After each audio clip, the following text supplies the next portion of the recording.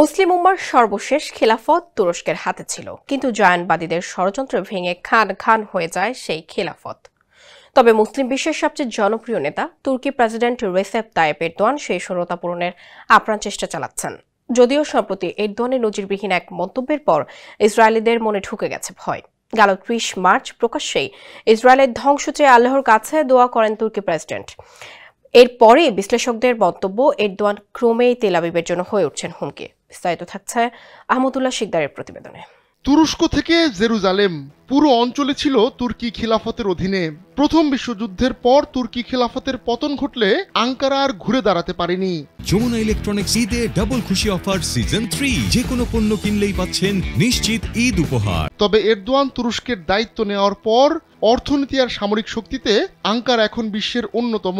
সেই তুরস্কের প্রেসিডেন্টই যখন প্রকাশ্যে ইসরায়েলের ধ্বংস কামনা করছেন, তখন তেল আবিবের সঙ্গে আঙ্কারার সামরিক সংঘাত অপরিহার্য হয়ে উঠছে। ২০২৪ সালের ডিসেম্বর মাস, ঝড়ের গতিতে দামেস্কের পতন ঘটে। বিদ্রোহীরা যখন সুসজ্জিত সিরীয় সামরিক বাহিনীকে হটিয়ে ক্ষমতা দখল করে, তখন পেছন থেকে কলকাঠি নেড়েছে তুরস্ক।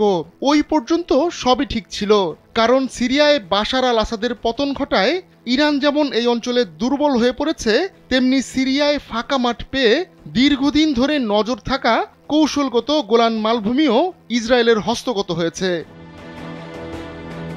হঠাৎ ক্ষমতায় আসা সিরিয়ার অন্তর্বর্তী সরকারের সঙ্গে তুরস্কের মাখামাখি ইসরায়েলকে ভাবিয়ে তুলেছে। তাছাড়া দুই দেশ এখন সামরিক চুক্তি ও সিরিয়ার মাটিতে স্থায়ী অত্যাধুনিক আকাশ প্রতিরক্ষা ব্যবস্থা বসাতে চাইছে তুরস্ক। এ নিয়ে তোড়জোড় শুরু করেছে আঙ্কারা। তারা সিরিয়ার কৌশলগত তিয়াস বিমান ঘাঁটি নিয়ন্ত্রণের চেষ্টা করছে। T4 নামে পরিচিত এই ঘাঁটিতেই আকাশ প্রতিরক্ষা ব্যবস্থা স্থাপন করতে চায় তুরস্ক। গেল ডিসেম্বর থেকেই সিরিয়ায় প্রতিরক্ষা ব্যবস্থা বসানো নিয়ে আলোচনা করছে দামেস্ক ও আঙ্কারা। যদি দুই দেশের মধ্যে এ সংক্রান্ত চুক্তি হয়, তাহলে দামেস্ককে সামরিক সহায়তা দেবে তুরস্ক। তবে এর আগে তুর্কি কর্মকর্তারা সিরিয়ায় তাদের সামরিক অভিলাষের বিষয়টি উড়িয়ে দিয়েছিলেন, কিন্তু দুই পক্ষের মধ্যে গোপনে ঠিকই আলোচনা অব্যাহত ছিল।